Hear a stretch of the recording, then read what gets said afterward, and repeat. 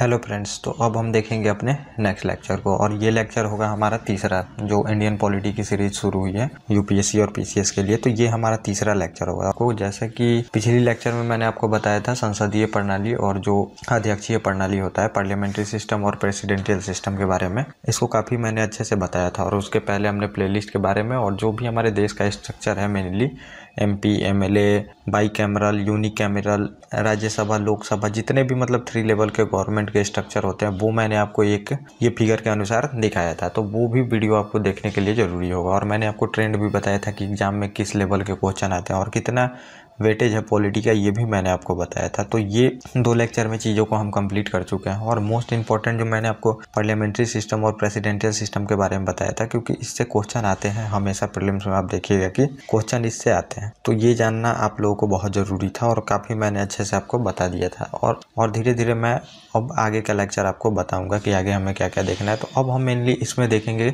लिखित संविधान और अलिखित संविधान, जो रिटन कॉन्स्टिट्यूशन होता है और अनरिटन कॉन्स्टिट्यूशन, इसके बारे में हम अच्छे से जान लेंगे। और उसके बाद मैं मतलब ये तो छोटा टॉपिक है, तो इसी वीडियो में मैं आपको संघीय व्यवस्था और एकात्मक व्यवस्था क्या होती है ये मैं आपको बता दूंगा। और अगर टाइम मिले तो हम अपना भारतीय संघीय व्यवस्था, इंडियन जो फेडरल सिस्टम है, इसके बारे में बताऊंगा कि क्या क्या प्रोविज़न है हमारे फेडरल सिस्टम में और हमारा कौन कौन सा प्रोविज़न है जो हमें दिखाता है कि हम यूनिटरी की तरफ है, मतलब एकात्मक व्यवस्था होती है। तो ये भी मैं आपको बताऊंगा कि संघीय और एकात्मक व्यवस्था क्या है, ये भी मैं आपको बताऊंगा। और क्यों हमने इस टाइप का फेडरल सिस्टम अपनाया है, ये भी मैं आपको बताऊंगा। और उसके बाद हम अपना कॉन्स्टिट्यूशन डेवलपमेंट देखेंगे। तो अब हम टॉपिक की शुरुआत करते हैं और देखते हैं जो रिटन कॉन्स्टिट्यूशन है और अनरिटन कॉन्स्टिट्यूशन, मतलब लिखित संविधान और अलिखित संविधान। ये मैं आपको काफ़ी अच्छे से बता दूंगा, दोनों में अंतर भी बता दूंगा। और ये सब जो चीज़ें हैं हमें शुरू में जानने की इस वजह से ज़रूरत पड़ रही है, क्योंकि जो हमने अपना संविधान अपनाया है, तो ये ज़्यादातर हमने ब्रिटिश के जो संविधान चल रहा है, वही ब्रिटिश हमारे यहाँ पे शासन किए, तो वही चीज़ों को हमने फिर कंटिन्यू कर दिया। तो हमें ये जानना बहुत ही ज़रूरी है, क्योंकि हमारा लिखित संविधान और ब्रिटिश का देखेंगे कि आप जो अंग्रेज हैं उनका संविधान अलिखित है, तो इसमें हमें अंतर जानना ज़रूरी होगा। और जैसा कि आप देखेंगे, जब मैं आपको बहुत सारे एक्ट पढ़ाऊँगा, जो कॉन्स्टिट्यूशनल डेवलपमेंट में हम एक्ट पढ़ते हैं, जो ब्रिटिश इंडिया बहुत सारा एक्ट पास की है, 1813, 1833, 1858, बहुत सारे एक्ट हैं, वो मैं आपको बताऊंगा। तो वो सब एक्ट जो थे वो अलिखित संविधान का ही पार्ट थे, क्योंकि अलिखित संविधान में आप देखेंगे कि एक साथ कोई भी चीज़ें नहीं लिखी जाती हैं, वही मैं आपको बताऊंगा। इस वजह से ये चीज़ें जानना आप लोगों के लिए ज़रूरी हो जाती हैं, तो यही हमें जान। तो लिखित संविधान, रिटन कॉन्स्टिट्यूशन, और अलिखित संविधान जो है हमारा अनरिटन कॉन्स्टिट्यूशन, इसी के बारे में हमें देखना है। तो जो हमारा संविधान है वो रिटन कॉन्स्टिट्यूशन है। तो पहले तो हमें अंतर जानना बहुत ही ज़रूरी होगा, क्योंकि अंतर जानेंगे तब पता चलेगा आपको कि रिटन कॉन्स्टिट्यूशन क्या होता है और अनरिटन कॉन्स्टिट्यूशन क्या होता है, ये आपको पता चलेगा इसमें। तो पहला है कि जो लिखित संविधान होता है, ये एक ही दस्तावेज में संग्रहित होता है और इससे राज्य का जो बुनियादी नियम इसे माना जाता है। तो जो रिटन कॉन्स्टिट्यूशन होता है, इसको आप समझ लीजिए कि जो एक साथ लिखा जाता है उसे रिटन कॉन्स्टिट्यूशन बोलते हैं। जैसे कि हमारा संविधान है, तो हमारा जो कॉन्स्टिट्यूशन असेंबली थी, उनके द्वारा एक बार में इस संविधान को लिख दिया गया, इसे रिटन कॉन्स्टिट्यूशन कहते हैं। बस आप सिंपली समझ लीजिए, एक बार जो लिखा जाता है उसे रिटन कॉन्स्टिट्यूशन बोलते हैं। और जो बार बार, मतलब जो मान लीजिए कि 1750 में एक पंक्ति को लिखा गया, 1800 में एक पंक्ति को लिख के फिर उसको ऐड कर दिया गया, मतलब जब भी आपको लॉ की ज़रूरत पड़ी, चाहे नियम की ज़रूरत पड़ी, तो वो होता है कि आप लिख के उसमें ऐड कर दिए, तो वो अलिखित संविधान हो जाता है। तो इसमें आप समझ सकते हैं, ये जो ढांचा होता है, तो एक ही दस्तावेज इसमें नहीं होता है। और इसमें होता क्या है, अलिखित संविधान में समय समय पर और ज़रूरत के अनुसार इसको अलग अलग दस्तावेज संग्रहित मतलब बनाया जाता है और उसको उसी संविधान में ऐड कर दिया जाता है, उसी को अलिखित संविधान कहते हैं। जैसे कि मान लीजिए लॉ 1 की ज़रूरत पड़ी, लॉ 1 इन्होंने लिख दिया, फिर लॉ 2 लिख दिया, फिर लॉ 3 लिख दिया, ये तीनों को ऐड कर दिया। और फिर जब भी आगे भी ज़रूरत पड़ी तो लॉ 4 लिख दिया, लॉ 5 लिख दिया। और क्योंकि ये एक बार में नहीं लिखा गया है, और उस टाइम उतना मॉडर्न व्यू भी नहीं था कि एक बार में लिखा जा सके।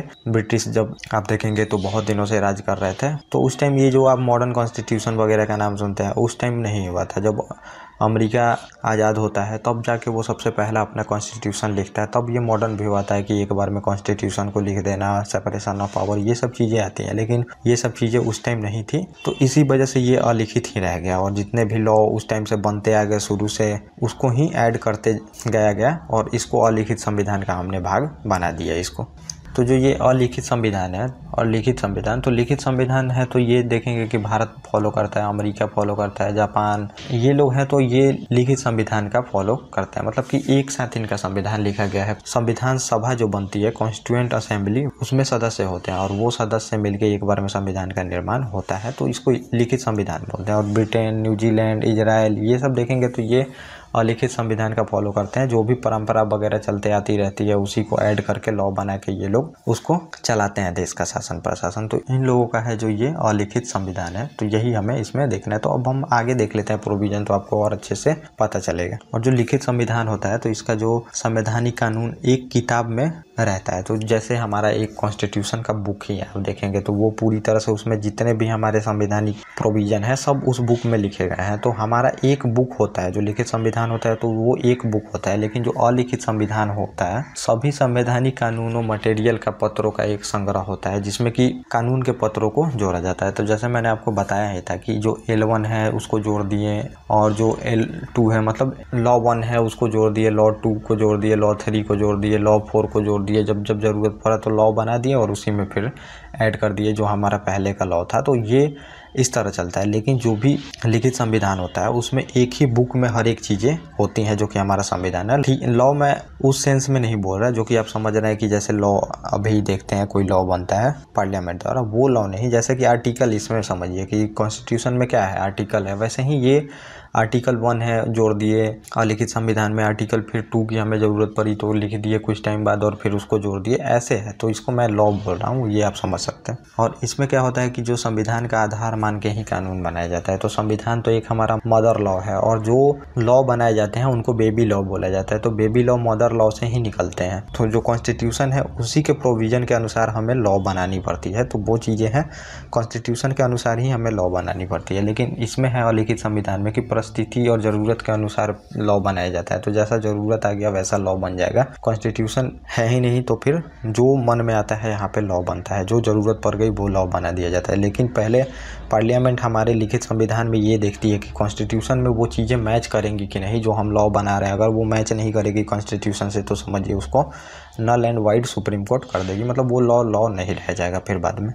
लेकिन इसमें ऐसा कुछ नहीं है, जो लॉ पार्लियामेंट बना दी वही मानना ही पड़ेगा, सुप्रीम कोर्ट को भी मानना ही पड़ेगा जो अलिखित संविधान में होते हैं। तो इसमें अगला जो है लिखित संविधान में जो संवैधानिक सिद्धांतों का उल्लंघन करते हैं उन कानून को खारिज कर दिया जाता है। तो जैसा मैंने अभी बताया आपको, जो भी चीज़ें लिखी गई हैं अगर वो संविधान से मैच नहीं करती है जो हमारे कॉन्स्टिट्यूशन है, और जो लॉ बनाई जाती हैं पार्लियामेंट द्वारा, चाहे स्टेट गवर्नमेंट द्वारा भी कोई भी लॉ ऐसा बनाया जाता है कि जो हमारे संविधान से मैच नहीं करता है। जैसे कि हमारा कंट्री है सेकुलर है तो धर्मनिरपेक्ष है। तो अगर कोई भी लॉ ऐसा बनाया जाता है जो कि हमारे धर्मनिरपेक्षता पे चोट करती है तो उस लॉ को नल एंड वाइड कर दिया जाएगा। लेकिन इसमें ऐसा कुछ नहीं है। जो अलिखित संविधान है इसमें कोई सीमा नहीं है, पार्लियामेंट कोई भी लॉ बना सकती है क्योंकि संविधान है ही नहीं। जिस लॉ की जब भी ज़रूरत पड़ती है परिस्थिति के अनुसार वो लॉ बना दिया जाता है। लेकिन यहाँ पे हमें कॉन्स्टिट्यूशन से लॉ को मैच करना ही पड़ेगा जो लिखित संविधान होता है। तो ये आपको इसमें समझना चाहिए। और इसमें अगला है कि यहाँ पे संविधान को सर्वोच्च माना जाता है। तो जो लिखित संविधान होता है उसमें संविधान को सर्वोच्च माना जाता है। लेकिन यहाँ पे आप देखिएगा तो संसद को सर्वोच्च माना जाता है क्योंकि संसद ही कानून बना रही है। जो भी आर्टिकल चाहे जो भी लॉ की ज़रूरत है तो वो संसद बना देगी लिखित संविधान में और उसको फिर से ऐड कर दिया जाएगा जो पिछला प्रोविजन है उसमें।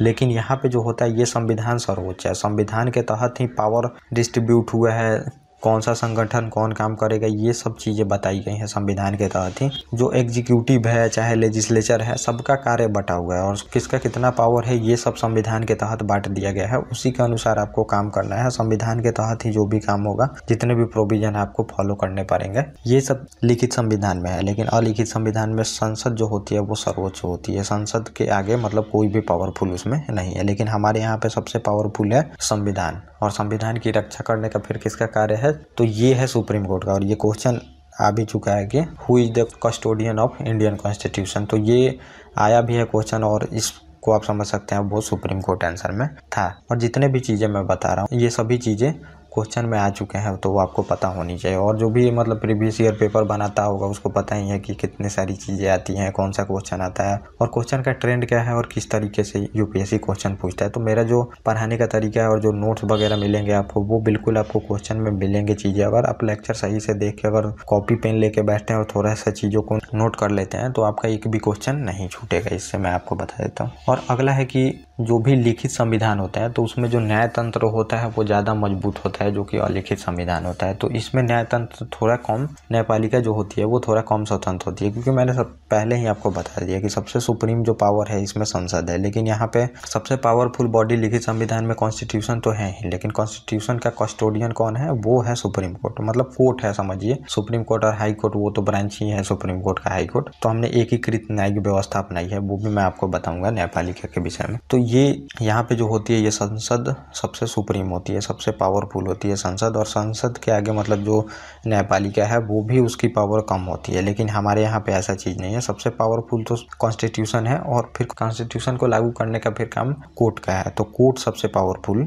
यहाँ पे मानी जा सकती है, आप मान सकते हैं। लेकिन कोर्ट भी काम करती है तो वो कॉन्स्टिट्यूशन के अनुसार ही करती है। और लिखित संविधान में आप देखेंगे कि जो कानून होता है वो अलग होता है। तो कानून जो हम बनाते हैं, जैसे कि बहुत सारा आप देखेंगे कि लॉ पास किया जाता है पार्लियामेंट द्वारा, तो वो कॉन्स्टिट्यूशन के अनुसार ही पास किया जाता है। और ये दोनों अलग होते हैं। जैसे कि हमारे और भी आप देखेंगे कि जो कानून है सीआरपीसी, ये भी कानून अलग है। और जो भी लॉ गवर्नमेंट बनाती है वो भी लॉ अलग है। जैसे आप देखेंगे व्हीकल एक्ट, बहुत सारे एक्ट पास होते हैं तो वो अलग है। संविधान अलग है और कानून मतलब संविधान के तहत ही कानून बनाए जाते हैं। जो चीज़ें अगर संविधान में मैच नहीं कर रही हैं वो कानून नहीं होगा। तो दोनों अलग अलग है, संविधान के तहत ही कानून बनाया जाता है। लेकिन जो इसमें होता है अलिखित संविधान में, आप देखेंगे कि लिखित ना होने के कारण कानून और जो आर्टिकल जो आप देखेंगे अनुच्छेद होते हैं लिखित संविधान में वो सेम ही माने जाते हैं। कानून भी सेम है इसमें, लेकिन हमारे यहाँ जो भी आर्टिकल हैं आप देखेंगे आर्टिकल जैसे 1 है, 2 है, 3 है, बहुत सारे कॉन्स्टिट्यूशन में आर्टिकल हमारे यहाँ अनुच्छेद और लॉ, जो लॉ हम बनाते हैं फिर बाद में पार्लियामेंट लॉ बनाती है, तो वो दोनों चीज़ें अलग हैं। लेकिन यहाँ पे आप देखेंगे कि आर्टिकल और जो लॉ है उसमें कोई अंतर ही नहीं है अलिखित संविधान में, क्योंकि ये लिखित है ही नहीं तो फिर अलग अलग कैसे होगा। एक साथ में लिखा रहता तो फिर वो आर्टिकल वहाँ पे जो अनुच्छेद रहता वो लिखा रहता। और अगला जो है संविधान सभा द्वारा इसको बनाई जाती है, निश्चित तारीख को ये प्रकाशित किया जाता है। तो संविधान सभा जो मैंने आपको बताया कॉन्स्टिट्यूएंट असेंबली होती है उसके द्वारा बनाया जाता है। उसमें बहुत सारे लोग होते हैं तो वो मैं आपको आगे बताऊंगा। तो इनके द्वारा मिलकर बनाया जाता है। लेकिन ये जो होता है लिखित संविधान, ये किसी भी संविधान सभा द्वारा नहीं बनाया जाता है। ये समय समय पर संसद द्वारा विकसित किया जाता है। जो कोर्ट कोई फैसला दे दे उसको भी ऐड कर दिया जाता है संविधान में। तो ये अलिखित रहता है, जैसे जैसे जरूरत पड़ता है वैसे वैसे लिख दिया जाता है। लेकिन जो लिखित संविधान होता है वो एक बार में बनाया जाता है और एक बार में फिर उसको एक तारीख जो होती है कोई तारीख को उसको लागू कर दिया जाता है। लेकिन इसमें ऐसा नहीं होता, ये समय समय पर ज़रूरत के अनुसार विकसित किया जाता है और फिर ये पिछले जितने भी लॉ रहते हैं उसमें ऐड कर दिया जाता है। तो इसीलिए इसको बोला जाता है कि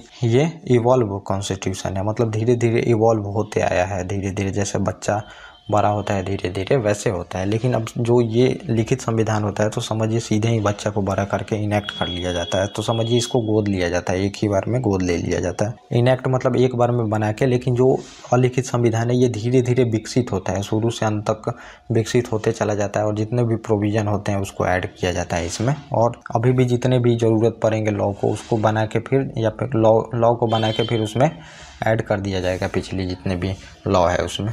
और लिखित जो संविधान है ये कठोर और लचीला भी हो सकता है। लेकिन जो अलिखित संविधान आप देखेंगे मतलब जो अनरिटन कॉन्स्टिट्यूशन है ये हमेशा ही लचीला होता है। तो हमारे संविधान को भी आप देख सकते हैं लचीला मतलब आप क्या समझते हैं? लचीला मतलब जो अमेंडमेंट प्रोसेस है वो मैं बता रहा हूँ। तो अमेंडमेंट जो प्रोसेस है तो हमारे संविधान में कुछ चीज़ों को आप देखेंगे जो सिंपल मेजोरिटी से अमेंड कर दी जाती है।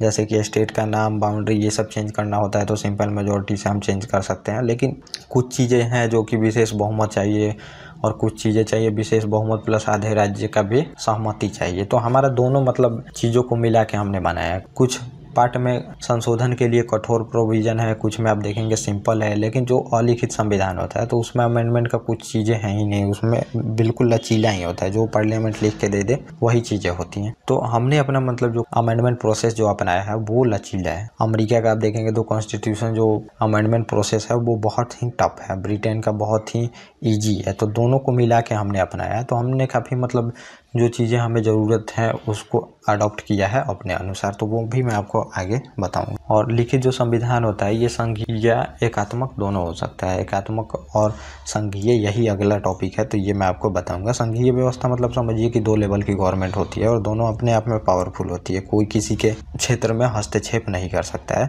ये मैं आपको बताऊंगा। सेंट्रलाइज सिस्टम और डिसेंट्रलाइज सिस्टम ये आप समझ सकते हैं। तो डिसेंट्रलाइज सिस्टम मतलब समझिए कि बहुत छोटे छोटे किंगडमों में जो देश होता है वो होता है, मतलब छोटे छोटे स्टेट में, और जो सेंट्रलाइज सिस्टम होता है तो उसमें केंद्र जो रहती है वही पूरी तरह से पावर को कंट्रोल करके रखती है और शासन प्रशासन चलाती है। तो ये मैं आपको आगे बताऊंगा और फिर मैं आपको हिस्ट्री से भी जोड़ के आपको बताऊंगा। ऐसा नहीं है कि हिस्ट्री से हम नहीं जोड़ेंगे, तो हिस्ट्री काफ़ी ही इंपॉर्टेंट है और हिस्ट्री से ही सीख के जो भी सब्जेक्ट होती हैं उनका ईजाद होता है धीरे धीरे, तो वो हिस्ट्री से हमें जोड़ना काफ़ी ज़रूरी है। और जो जोड़ने का प्रोसेस है आपको हमेशा हर एक सब्जेक्ट में सीखना होगा। हर एक सब्जेक्ट को सभी सब्जेक्टों से जोड़ना आपको आना चाहिए, तभी जाके आप अच्छे से किसी भी सब्जेक्ट पे पकड़ बना सकते हैं और क्वेश्चन आपसे सभी बनेंगे उसमें। ऐसा नहीं है कि हिस्ट्री के क्वेश्चन में आपको स्टेटमेंट बस हिस्ट्री का दिया जाएगा, कुछ भी दे दिया जाता है उसमें स्टेटमेंट, तो वो आपको समझ में आनी चाहिए और कनेक्ट करने आनी चाहिए हर एक सब्जेक्टों को आपको। और जो अलिखित संविधान होती है ये संघीय नहीं हो सकती है, उसको एकात्मक ही होना पड़ेगा। एकात्मक ही होना पड़ेगा क्योंकि जो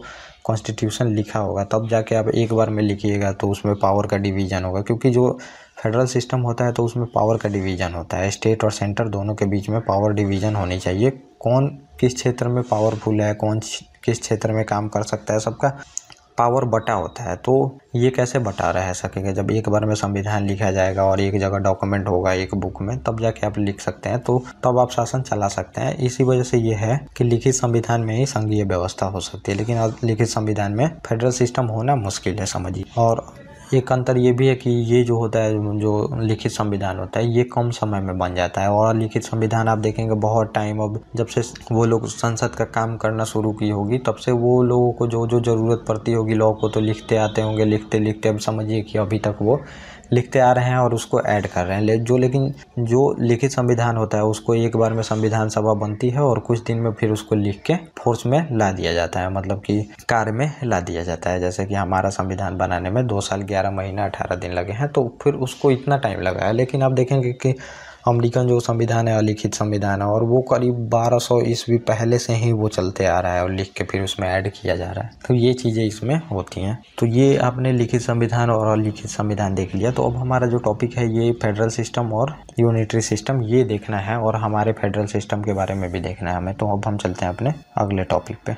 तो ये है हमारा जो फेडरल सिस्टम और यूनिटरी सिस्टम, संघीय व्यवस्था और एकात्मक व्यवस्था इसको बोलते हैं यूनिटरी सिस्टम। तो ये हमें देखना जरूरी है क्योंकि हमारा जो सिस्टम है तो वो संघीय व्यवस्था है और ये कहीं लिखा भी नहीं है, ये सुप्रीम कोर्ट द्वारा बताया गया है और इसको बेसिक स्ट्रक्चर भी माना गया है कि हमारे जो संविधान का बेसिक स्ट्रक्चर है। तो बेसिक स्ट्रक्चर भी, और जितनी भी चीज़ें मैं आपको थोड़ा सा बता दूँ, शब्द आ रही हैं चाहे जो भी टर्म आ रहे हैं, तो ये आने वाली लेक्चरों में धीरे धीरे डिफाइन होगा। जिसका जब भी टाइम आएगा जहाँ पे जिसकी ज़रूरत पड़ेगी वो मैं आपको डिफाइन करूँगा। जब सीक्वेंस से आप इसको फॉलो करेंगे और पूरी तरह से ये लेक्चर कंप्लीट हो जाएगा, उसके बाद आप देखिए कि एक एक चीज़ें आपकी क्लियर हो जाएंगी इसमें। तो पहले हम देख लेते हैं संघीय व्यवस्था। तो आप अब देखिए संघीय व्यवस्था मतलब क्या। संघीय व्यवस्था जैसे कि 2 लेवल की गवर्नमेंट होती है, जैसा कि आप आज भी देख सकते हैं। तो 2 लेवल की गवर्नमेंट कौन सी है हमारी, एक स्टेट गवर्नमेंट है और एक हमारी सेंट्रल गवर्नमेंट है, और फिर दोनों अपने अपने क्षेत्र में काम करती हैं और दोनों का मतलब जितना पावर है वो भी डिवीजन किया गया है। जैसे कि आप देखेंगे संघ सूची, राज्य सूची, समवर्ती सूची, तो ये सब डिवीजन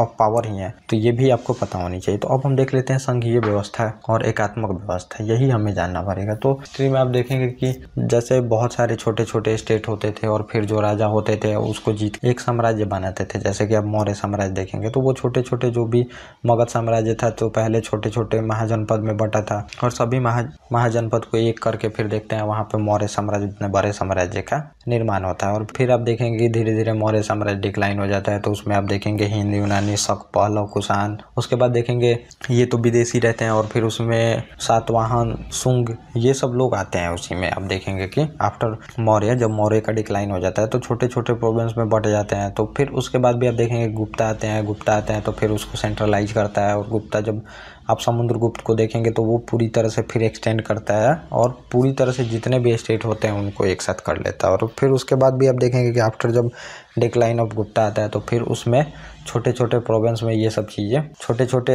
प्रोविंस में बट जाता है। और उसके बाद आप देखेंगे कि हर्षा का काल आता है और हर्षवर्धन जो रहता है वो धीरे धीरे सबको करता है और फिर हर्षा भी टूट जाता है। मतलब हर्षवर्धन का जो शासनकाल रहता है, पुष्यभूति या फिर वर्धन वंश बोलते हैं हर्षवर्धन के शासनकाल को, तो वो भी टूट जाते हैं। और फिर उसके बाद देखेंगे गुर्जर प्रतिहार आते हैं। गुर्जर प्रतिहार जो राजपूत राज्य वंश रहते हैं। फिर उसके बाद भी आप देखेंगे गुर्जर प्रतिहार सबसे बड़ा राजपूत किंगडम बनता है और वो पूरी तरह से मतलब यूनाइट करता है। लेकिन फिर उसके बाद भी आप देखेंगे कि धीरे धीरे ये चीज़ें राजपूत भी उसमें टूट जाते हैं। तो उसमें चौहान, तोमर, परमार, गढ़वाल, सोलंकी ये सब लोग देखते हैं कि बट जाते हैं। फिर वहाँ पे बट जाते हैं तो फिर वहाँ पे डिसेंट्रलाइज हो जाता है। और फिर उसके बाद आप देखते हैं, उसके बाद आप लोग मतलब जानते हैं, मिडेवल हिस्ट्री लोग ज़्यादा जानते हैं। तो उसके बाद आप देखेंगे दिल्ली सल्तनत की स्थापना होती है और दिल्ली सल्तनत की स्थापना होती है फिर तुगलक सेंट्रलाइज करता है पूरी तरह से और फिर डिसेंट्रलाइज होता है। फिर मुगल सेंट्रलाइज करते हैं, फिर डिसेंट्रलाइज होता है जब अंग्रेज आएंगे वहाँ पे, फिर अंग्रेज सेंट्रलाइज करते हैं और उसके बाद जो हमारा इंडिपेंडेंट है मिल जाता है। तो ये सब चीज़ें हैं। तो मतलब सेंट्रलाइज और डिसेंट्रलाइज मतलब कि जो स्टेट होते हैं फिर एग्रेशन, स्टेट एग्रेशन उसमें होता है। और पूरी तरह से स्टेट जो होते हैं वो उस टाइम स्टेट को आप समझिए कि मतलब एक किंगडम ही छोटा सा बोल दिया जाता है। तो आज मैं स्टेट बोल रहा हूँ। स्टेट समझिए, स्टेट जो है ये शब्द एक देश के लिए भी यूज किया जाता है पॉलिटिकल टर्म में। तो जो इंडिया होगा तो उसको स्टेट ही बोला जाएगा। तो अभी मैं इस स्टेट की बात कर रहा हूँ जो कि हमारे अभी स्टेट हैं 28 स्टेट। तो ये है, तो हमेशा से सेंट्रलाइज डिसेंट्रलाइज चलते आ रहा था। तो ये ऐसा नहीं है कि बस यहीं पे चला आ रहा था जो कि भारत में, ये पूरी दुनिया में चला आ रहा था। तो फिर बहुत सारे दार्शनिक आए तो उन्होंने फिर तरह तरह के जो पॉलिटिकल थ्योरी होता है उसमें बहुत सारी चीज़ें लिखी गई संघात्मक और एकात्मक व्यवस्था के बारे में। और ये जैसे जैसे देश टूट जाता है तो उसमें बहुत सारे जो दार्शनिक थे उन्होंने लिखा कि छोटे देशों में तो हम एकात्मक व्यवस्था है उसको फॉलो कर सकते हैं, लेकिन जो बड़ा देश है उसमें एकात्मक व्यवस्था करके रखिएगा तो जब भी राजा जब कमज़ोर पड़ेगा, जैसे कि देखेंगे अब कोई भी साम्राज्य रहता है और राजा कमज़ोर पड़ता है, उसके बाद जो भी छोटे छोटे सामंत रहते हैं, फ्यूडल बोलते हैं उसको, तो फ्यूडल अपने अपने क्षेत्र में स्वतंत्रता की घोषणा कर देते हैं और देश फिर टूट जाता है। तो वही बोला गया कि जो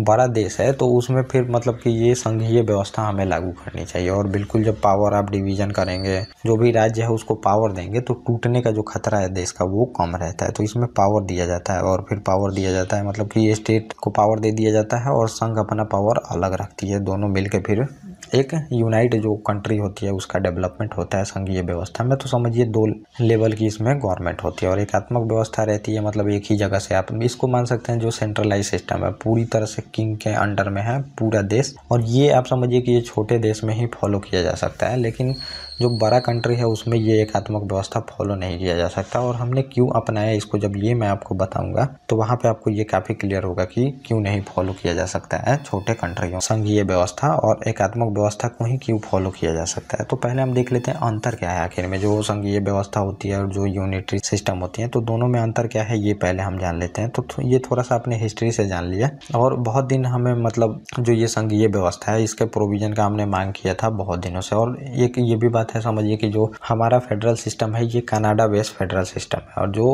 अमेरिका का फेडरल सिस्टम है वो अलग सिस्टम है। उनका दोनों लोगों का जो स्टेट है वहाँ पे 50 स्टेट आप देखेंगे तो उनका और सेंटर के बीच में एग्रीमेंट हुआ है। जैसे कि 50 स्टेट हैं, 50 स्टेट फिर जो स्टेट हैं सब स्टेट ने 50 मिल के फिर एक सेंटर का निर्माण किया है। लेकिन ऐसा नहीं है, हमारे यहाँ पे दूसरे तरह का है फेडरल सिस्टम। जैसे कि पूरा एक कंट्री है हमारा इंडिया, यूनाइट मतलब माना गया है इसमें, और इंडिया को फिर डिवीजन किया गया है ऐसा माना गया है। तो हमने कोई स्टेट से एग्रीमेंट नहीं किया, हमने शासन प्रशासन चलाने के लिए फिर जो ये पूरा इंडिया है उसका डिवीजन किया है और फिर इसको हमने फेडरल मान लिया है। तो जैसा कि कनाडा बेस है तो कनाडा में भी सेम ही चीज़ है। तो वो भी कनाडा देखेंगे बहुत बड़ा कंट्री है, तो वो कंट्री तो एक ही माना गया है उसमें और फिर उसको डिवीजन कर दिया गया है और छोटे भागों में बांट के फिर वहाँ पे फेडरल मान लिया गया है। लेकिन यहाँ पे ऐसा नहीं है, ये कंट्री नहीं था पहले से, नहीं था चीज़ें, ये समझ लीजिए। ये पूरे जो 50 स्टेट हैं ये आए और इन्होंने 50 स्टेटों ने अपने में एग्रीमेंट किया कि हम एक देश का निर्माण करते हैं और 50 स्टेटों ने मिलकर एग्रीमेंट के तहत ये देश का निर्माण किया है। लेकिन यहाँ पे ये नहीं था, देश पहले था बाद में स्टेट बना है और यहाँ पे स्टेट पहले है देश बाद में बना है। तो ये मतलब एग्रीमेंट के तहत आए हैं और ये अलग भी हो सकता है, लेकिन हमारे यहाँ से स्टेट अलग नहीं हो सकते हैं, वो मैं आपको भाग 1 है उसमें बताऊँगा। तो अब हम अंतर देख लेते हैं तो हमें समझ में आएगा। तो इसमें होता है कि दोहरे लेवल की सरकार होती है, मतलब दोहरा सरकार की व्यवस्था होती है। एक तो केंद्र सरकार होती है, एक राज्य सरकार होती है। तो आप देख भी सकते हैं जो हमारी केंद्र सरकार अलग है और स्टेट गवर्नमेंट आप देखेंगे कि अलग है। और इसमें होता है कि राष्ट्रीय सरकार होती है जो कि क्षेत्रीय सरकार बना सकती है। तो सरकार क्षेत्रीय सरकार तो बनाएगी, लेकिन वो किसके लिए बनाएगी, बस आपको शासन देखना है वहाँ पे। जैसे कि सामंतवादी व्यवस्था आप देखेंगे कि पहले था सामंतवादी व्यवस्था, एक सेंट्रलाइज सिस्टम बन जाता था और जो किंग होता था वो सामंतों को, जो फ्यूडल होते थे उनको फिर नियुक्त करता था और सामंत अपने एरिया में अपना शासन चलाते थे। उनको सैनिक भी, और उनको जब टाइम पे सैनिक मेंटेन तो करते ही थे और टाइम पे जब भी युद्ध होता था तो उनको सेना वगैरह दी जाती थी। तो यहाँ पे क्षेत्रीय सरकार बनाई जा सकती है वहाँ के एरिया को मैनेज करने के लिए, जो एकात्मक व्यवस्था होती है। लेकिन यहाँ पे होती है केंद्र और राज्य सरकार बिल्कुल होती है, दोनों दो लेवल की गवर्नमेंट होती है, जैसा कि मैंने आपको बताया है संघीय व्यवस्था में। और अगला है इसमें कि लिखित संविधान होता है और केंद्र और राज्यों के बेहतर संबंध के लिए। अब केंद्र और राज्य के बीच बेहतर संबंध क्यों होंगे, क्योंकि दोनों चीज़ें रिटन है। आपको पता है कि आपकी पावर क्या है और केंद्र को पता है कि आपकी पावर क्या है, तो दोनों में फिर उसमें कॉन्फ्लिक्ट नहीं होता है। और बिना लिखित संविधान के जो पावर का डिवीजन होता है वो नहीं हो सकता है। तो इस वजह से इसमें लिखित संविधान होना बहुत ही जरूरी है संघीय व्यवस्था में। और लिखित संविधान होता भी है और हमारा भी जो संविधान है ये लिखित ही है। और लिखित जब संविधान होगा तो उसमें फिर आप देखेंगे जो पावर का डिवीजन है वो आपको देखने को मिलेगा। जैसे कि हमारी संघ सूची है 7 शेड्यूल जो आप देखेंगे, उसमें संघ सूची है, राज्य सूची है और समावर्ती सूची है। तो संघ सूची पे तो केंद्र सरकार कानून बनाती है, उसमें चीज़ें दी गई हैं संघ सूची में। और जो राज्य सूची है उस पर राज्य सरकारें कानून बनाती हैं और समावर्ती जो सूची है उसमें दोनों मिलके बना सकते हैं। लेकिन लॉ जब टाई हो जाता है, दोनों का लॉ सेम होता है, तो वहाँ पे केंद्र सरकार की लॉ ही इन्फोर्स में आती है। वो मैं आपको आगे बताऊंगा ये सब चीज़ें, तो आपको कुछ भी सोचने की ज़रूरत नहीं है। लेकिन इसमें आप देखिए कि जो संविधान है लिखित हो भी सकता है, जैसे कि ब्रिटिश संविधान, और अलिखित भी हो सकता है। तो एकात्मक व्यवस्था में यही फीचर है कि लिखित संविधान तो हो भी सकता है और अलिखित संविधान भी हो सकता है। जैसे कि मान लीजिए कि कोई है नया कंट्री, मान लीजिए जो छोटा कंट्री है जापान जैसा, उन्होंने अपना भी संविधान लिखा है, तो लिखित संविधान हो भी सकता है और अलिखित संविधान भी हो सकता है। जैसे आप देखेंगे कि अलिखित संविधान में ब्रिटिश का संविधान है, फ्रांस का संविधान है, तो ये धीरे धीरे इवॉल्व हुए हैं कॉन्स्टिट्यूशन। तो यहाँ पे दोनों चीज़ें हो सकती हैं, लिखित संविधान भी हो सकता है और अलिखित संविधान भी हो सकता है। और अगला जो है केंद्र राज्यों के बीच में शक्तियों का विभाजन होता है। जैसे मैंने आपको बताया, तो हर एक क्षेत्र में जो हमारा केंद्र है और जो हमारे स्टेट गवर्नमेंट है उनमें शक्तियों का विभाजन है कि इस क्षेत्र में कौन काम कर सकता है, मुख्यमंत्री का कहाँ तक पावर है, पीएम का कहाँ तक पावर है, जो हमारे लॉ बनाने की जो पार्लियामेंट की पावर है वो कहाँ तक है, जो स्टेट असेंबली है उसकी पावर कहाँ तक है, ये बिल्कुल डिफाइन है। और जो संघ सूची है, समावर्ती सूची है, उसमें बिल्कुल विषय दिए गए हैं कि किस विषय पे कौन लॉ बना सकता है। तो इसमें शक्तियों का विभाजन होता है जो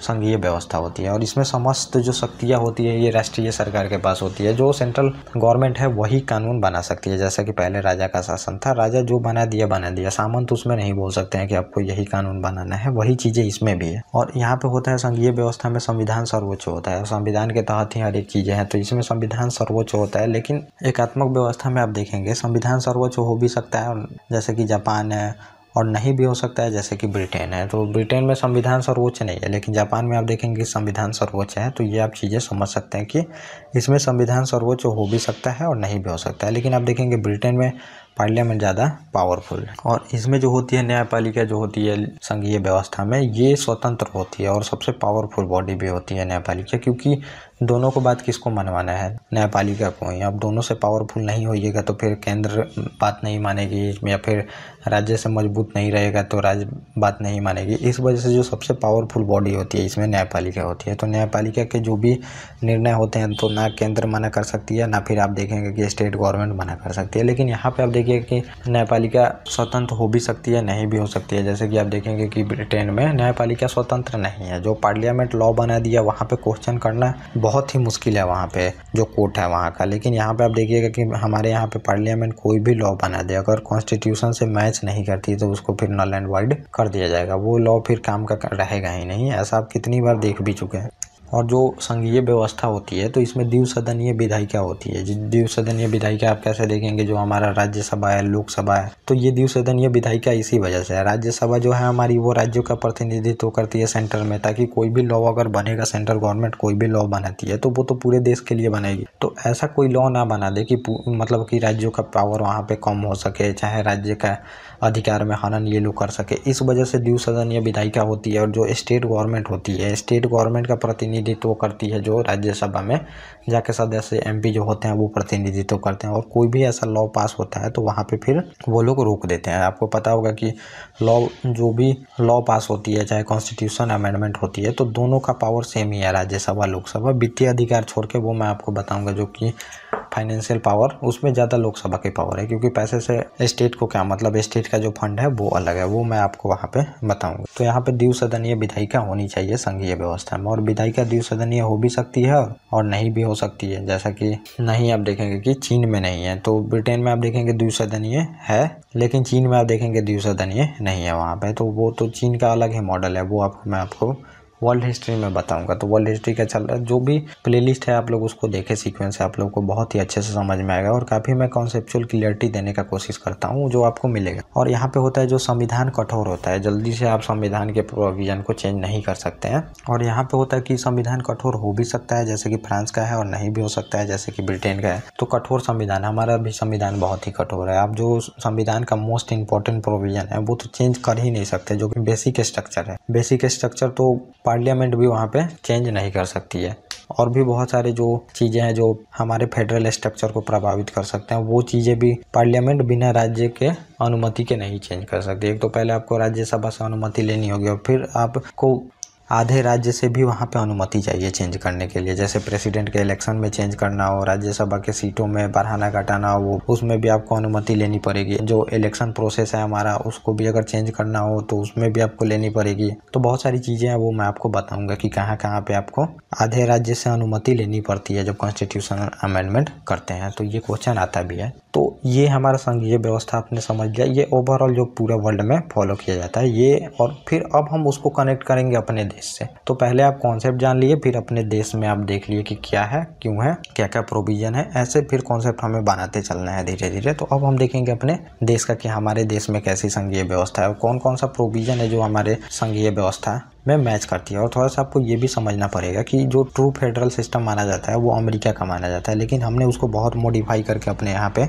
लागू किया है। तो अब यहाँ पे हमें दो देशों के संविधान से हमें मोस्टली कंपेयर करना पड़ता है। एक तो अमेरिका का संविधान, क्योंकि उन्होंने पहले आज़ाद होके और लिखित संविधान वहाँ पे बनाया था, और बहुत सारी मॉडर्न चीज़ों को उसने अपने संविधान में ऐड किया था, तो उससे हमें कंपेयर करना पड़ता है। और फिर दूसरा है कि हमें ब्रिटिश जो सिस्टम है उससे भी कंपेयर करना पड़ता है, क्योंकि ब्रिटिश ने हम पे राज किया और उसी सिस्टम को फर्दर हमने कंटिन्यू रखा है, तो उससे भी हमें कंपेयर करना पड़ता है। तो इसी वजह से मैं दोनों देशों से कंपेयर आपको कर रहा हूँ। और जो सेकुलर फीचर है वो भी हमें थोड़ा सा कंपेयर करना पड़ता है कि वेस्टर्न सेकुलर कैसा है और फिर हमारा इंडियन सेकुलर कैसा है, वो मैं आपको बताऊँगा। और थोड़ा वहाँ पर हम फ्रांस से कंपेयर करेंगे। तो ये 3-4 देशों से हमें ज़्यादा कंपेयर करना पड़ता है, लेकिन आप बहुत सारी जगह पे देखेंगे कि बहुत देशों से कंपेयर करा दिया जाता है कॉन्स्टिट्यूशन को, तो उतना नहीं करना है आपको। 3 ये मेनली दिमाग में रखना है। तो हम यहाँ पे अमेरिका के फेडरल सिस्टम से कंपेयर कर लेंगे। तो ये चीज़ें हैं, हमें इसमें यही देखना है चीज़ें। भारतीय जो संघीय व्यवस्था है, फेडरल सिस्टम ऑफ इंडिया, यही देखना है। और इसमें कुछ भी हमें देखना नहीं होता है, मेनली आपको यही देखना होगा कि जो संविधान है, तो हमारे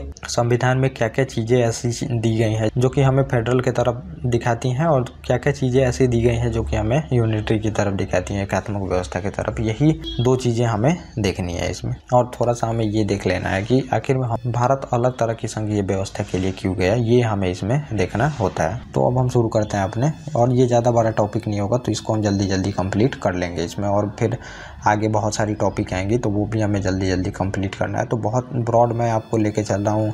पार्लियामेंट्री कमेटी, जितनी स्टैट्यूटरी बॉडी होती हैं, वो भी चीज़ें मैं आपको बताऊंगा। संघ राज्य संबंध, तो चीज़ें बहुत सारी हैं, तो इस वजह से मैं थोड़ा जल्दी जल्दी कंप्लीट कर रहा हूँ। अगर आप इसको देख लेते हैं पूरी तरह से लेक्चर को, तो टोटल क्वेश्चन आपसे बने। तो पहले हम देख लेंगे जो हमारे संघात्मक वाले लक्षण हैं, जो फेडरल सिस्टम वाले जितने भी प्रोविज़न है उसको मैं आपको बता दूंगा। फिर हम देख लेंगे उसमें एकात्मक व्यवस्था वाले जितने भी हमारे प्रोविज़न है वो मैं आपको बता दूंगा। और इसी में हम कंपेयर भी कर लेंगे। वो कंपेयर मैं आपको वर्बली बता दूंगा कि क्या क्या कंपेयर हैं अमेरिकन कॉन्स्टिट्यूशन से, तो वो भी आपको समझ में आ जाएगा। तो पहला इसमें जो प्रोविज़न है, ये संविधान की सर्वोच्चता है, सुप्रीम ऑफ द कॉन्स्टिट्यूशन। तो पहला आपको पता ही है, और मैं आपको कितनी बार भी बता चुका हूँ कि जो हमारा संविधान है ये सबसे ऊपर है। संविधान के तहत ही जो एग्जीक्यूटिव है, जो गवर्नमेंट बनती है, कैबिनेट, वो भी संविधान के तहत ही बनती है। और जो लेजिस्लेचर है, चाहे लेजिस्लेचर जो भी कानून बना दे, चाहे सुप्रीम कोर्ट भी हो, तो उनको काम भी करना है तो वो कॉन्स्टिट्यूशन के अनुसार ही करना है। वो अपने अनुसार कोई फैसला नहीं दे सकते हैं। पहले वो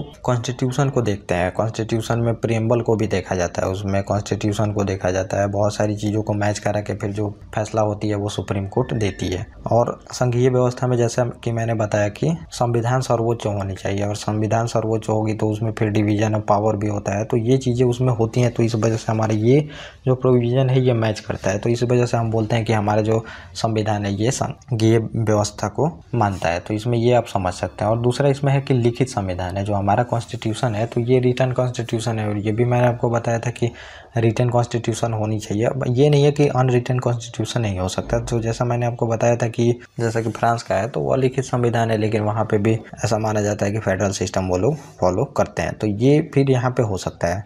लेकिन लिखित संविधान की ज़रूरत सबसे ज़्यादा है। लिखित संविधान बिना लिखित संविधान के आप डिवीजन ऑफ पावर लाएंगे कैसे? जो संघ सूची है, समावर्ती सूची है, आप कल कुछ लिख के जो पार्लियामेंट है वो ऐड कर दे लिखित संविधान में, क्योंकि वो इवॉल्व होते आता है और फिर उसमें ऐड कर दिया जाता है कोई भी चीज़ें पार्लियामेंट द्वारा लिख के। तो लिखित संविधान होना चाहिए और एक बार में लिखित होना चाहिए। एक बार में लिख के आपने डिवीजन ऑफ पावर कर दिया और उसमें बार बार संशोधन भी नहीं हो रहा, ये सब चीज़ें होनी चाहिए उसमें, तो फिर यहाँ पे संघीय व्यवस्था होती है। तो जो हमारा संविधान है, तो आपको पता होगा कि हमारा जो संविधान है ये लिखित संविधान है, और ये मैं आपको बता दिया हूँ ऊपर। और इसमें तीसरी बात है कि कठोर एवं लचीला संविधान होना चाहिए। रिजिड और फ्लेक्सिबल दोनों होना चाहिए कॉन्स्टिट्यूशन में। ऐसा नहीं है कि फिर संशोधन ही ना हो, संशोधन ना हो, अगर राज्य में कोई ज़रूरत पड़े तो कुछ संशोधन ही ना हो, बिल्कुल डिवीजन ऑफ पावर आपने कर दिया तो कर दिया, ऐसा बिल्कुल लकीर नहीं खींचना है इसमें। तो जो जैसा कि मैंने आपको बताया कि अमेरिका का संविधान है तो वहाँ पे संशोधन बहुत ही मुश्किल है, और अभी तक अमेंडमेंट आप देखेंगे तो लगभग 27 अमेंडमेंट हुए हैं वहाँ पे। लेकिन इंडिया में आप देखेंगे कि जबकि हमारे से वो लगभग 300 साल पहले का संविधान है, और उसके बाद आप अगर इंडियन कॉन्स्टिट्यूशन देखें तो लगभग आप देखेंगे कि 75 सालों में 130 बार से ज़्यादा अमेंडमेंट हो चुके हैं। तो ये फ्लेक्सिबल भी है और रिजिड भी है, हमारा जल्दी संविधान संशोधन भी नहीं होता है, और फिर रिजिड भी है और फिर फ्लेक्सिबल भी है। कुछ प्रोविज़न जो हमारे लॉ वाले हैं तो आप देखेंगे कि बहुत ईजी वे में लॉ बना दिया जाता है, जो कि ब्रिटिश से मैच करेगा। ब्रिटिश यहाँ पे तुरंत जल्दी बहुत ही ईजी प्रोसेस है लॉ बनाने का, लेकिन हमारा यहाँ पे जो है ये कॉन्स्टिट्यूशन तो आप बहुत ही मुश्किल से अमेंड कर सकते हैं, लेकिन लॉ वगैरह जो है वो ईजी वे में बना सकते हैं। तो दोनों का हमने मिक्स चीज़ों को अपनाया है, रिजिड और फ्लेक्सिबल दोनों चीज़ें हमने अपनाया है। तो ये भी जो हमारे हैं ये फेडरल सिस्टम के तरफ झुकाव को दिखाते हैं। मतलब यहाँ पे अमेंडमेंट होना चाहिए, और ये नहीं है कि बिल्कुल इजी वे में ही होना चाहिए, नहीं तो वहाँ पे आप कभी भी पावर स्टेट का कम कर सकते हैं, कभी भी पावर को बढ़ा सकते हैं। तो जो हमारा स्टेट का पावर कम और ज़्यादा करने का है तो वो जो अमेंडमेंट का प्रोसेस है तो वो बहुत ही टफ है, समझिए बहुत मुश्किल है वो अमेंड करना।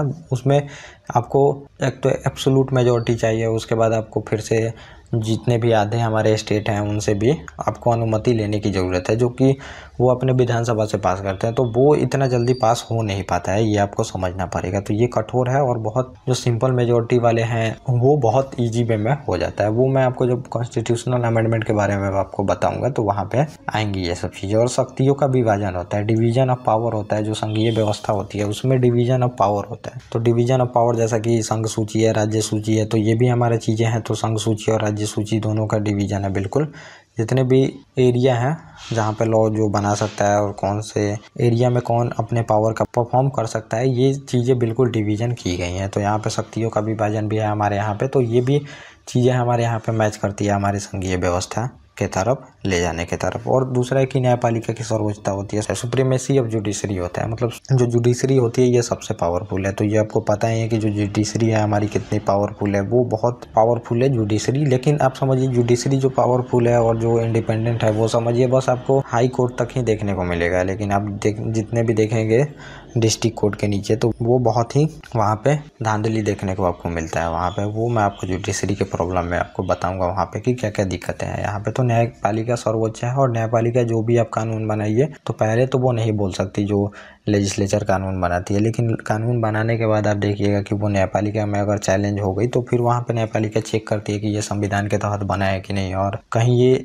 स्टेट के पावर को तो कम नहीं कर रहा है, चाहे जो फेडरल सिस्टम है उसके पावर फिर उसका तो हनन नहीं कर रहा है, चाहे जो सेकुलर सिस्टम है रिपब्लिक, ये सब चीज़ें वो देखता है वहाँ पे। अगर इस सब का हनन नहीं होगा तभी जाके आपका वो लॉ मान्य होगा, नहीं तो वहाँ पे अनकॉन्स्टिट्यूशनल उसको कर दिया जाता है। तो ये आपको समझनी पड़ेगी। तो जुडिशरी बहुत ही पावरफुल है हमारे देश में। और अगला अगला है कि द्विसदनात्मक व्यवस्थापिका होती है, बाई कैमरल जो लेजिस्लेचर होती है। तो राज्यसभा लोकसभा आप देख लेंगे, लोकसभा पूरे कंट्री का प्रतिनिधित्व करती है और जो राज्यसभा होती है तो वहाँ पे सारे स्टेट से मेंबर चुन के जाते हैं। स्टेट गवर्नमेंट मतलब समझिए अपना भेजती है, वहाँ पे अपना प्रतिनिधित्व करती है स्टेट गवर्नमेंट, उनको भेज, वो मैं आपको बताऊंगा जब हम पार्लियामेंट पढ़ेंगे। तो वहाँ पे हम राज्यसभा लोकसभा के बारे में देखेंगे, राज्यसभा की importance, federal feature of Rajya Sabha, non federal feature of Rajya Sabha, ये सब चीज़ें वहाँ पे आएंगी। मतलब संघीय व्यवस्था के क्या प्रोविज़न है राज्यसभा से, एकात्मक व्यवस्था का कैसा प्रोविज़न करता है राज्यसभा, ये सब चीज़ें बहुत ही कॉन्सेप्चुअल क्लास होने वाली है। तो बस आपको इसको देखना है। तो द्विसदनात्मक व्यवस्थापिका होती है, बाई कैमरल लेजिस्लेचर। और जो भारत का संघीय व्यवस्था है इसमें दो प्रकार की सरकारें तो हैं ही, कानून तथा अधिकारों का भी सह अस्तित्व है, दोनों मिलके ही काम करते हैं। तो इसको दोनों का को एग्जिस्टेंस है, तो आप समझ सकते हैं मतलब दोनों मिलके काम करते हैं। जो केंद्र के अधिकारी होते हैं वो राज्य में काम करते हैं, राज्य के अधिकारी केंद्र सरकार, मतलब कहीं भी हमारे किसी स्टेट में काम कर सकते हैं, वो सब चीज़ें हैं इसमें। तो ये आपने देख लिया कि इतने प्रोविज़न है जो कि हमें दिखाते हैं कि हम फेडरल हैं, लेकिन अब बहुत सारे प्रोविज़न ये भी हैं कि हमें नॉन फेडरल दिखाते हैं। और ये हमें कैसे पता चलेगा, जब हम कंपेयर करेंगे। और किससे कंपेयर करना होगा फिर, क्योंकि ट्रू जो फेडरल सिस्टम अमेरिका अपनाता है तो उससे हमें कंपेयर करना पड़ेगा। तो यहीं पे अब जो एकात्मक के लक्षण है हमारे, और यहीं पे हम अपने विषय को देखेंगे और फिर अमेरिका से हम कंपेयर भी यहाँ पे करेंगे। और फिर हम ये भी देखेंगे कि जहाँ जहाँ केंद्र राज्य की शक्तियों में एंटर करता है वहाँ पे हमें मानना होगा कि ये फिर एकात्मक के तरफ हमें इशारा कर रहे हैं। तो वो भी हम इसमें देखेंगे कि जो केंद्र सरकार है कहाँ कहाँ पे राज्य को प्रभावित करता है, कहाँ कहाँ पे उनके शक्तियों पे लगाम लगाता है, ये सब चीज़ें हम यहाँ पे देखेंगे एकात्मक व्यवस्था में। तो पहला है कि इसमें केंद्र के पक्ष में शक्तियों का वितरण है। तो जैसा कि आप राज्य सूची देखेंगे और संघ सूची, और फिर समावर्ती सूची होती है, और फिर उसके बाद आप देखेंगे कि रेजुडिटरी लिस्ट होती है। रेजुडिटरी लिस्ट मतलब समझिए कि वो फ्यूचर में कोई चीज़ें आ सकती है, जैसे साइबर क्राइम हो गया। तो जब हमारा कॉन्स्टिट्यूशन लिखा गया होगा तो साइबर क्राइम के बारे में किसी को पता नहीं होगा, तो वो सब चीज़ें, जैसे एलियन आ गया तो अब एलियन पे लॉ कौन बनाएगा, तो ये चीज़ें भी सेंट्रल गवर्नमेंट को दे दी गई है। तो 4 चीज़ें हैं इसमें। तो पहला नंबर है संघ सूची, राज्य सूची। तो संघ सूची में आप देखेंगे कि ज़्यादातर विषय संघ सूची में दिए गए हैं। तो संघ सूची में तो पहले आप देखेंगे 97 विषय थे, लेकिन अभी 98 विषय हैं। और राज्य सूची में आप देखेंगे कि पहले 66 विषय थे, लेकिन 62 विषय कर दिए गए हैं। तो राज्य सूची में विषय कम ही हुए हैं जिसपे राज्य कानून बना सकती है। तो संघ सूची में आप देखेंगे ज़्यादातर कानून दिए गए हैं। तो ये भी एकात्मक की तरफ इशारा करते हैं, क्योंकि दोनों के पास सेम पावर होनी चाहिए थे। और यहाँ पे देख रहे हैं कि संघ को ज़्यादा पावर दिया गया, 98 विषय पे संघ कानून बना सकते हैं। और जो भी मोस्ट इंपॉर्टेंट पावरफुल चीज़ें हैं वहाँ पे संघ कानून बनाती है, जैसे आर्मी हो गया,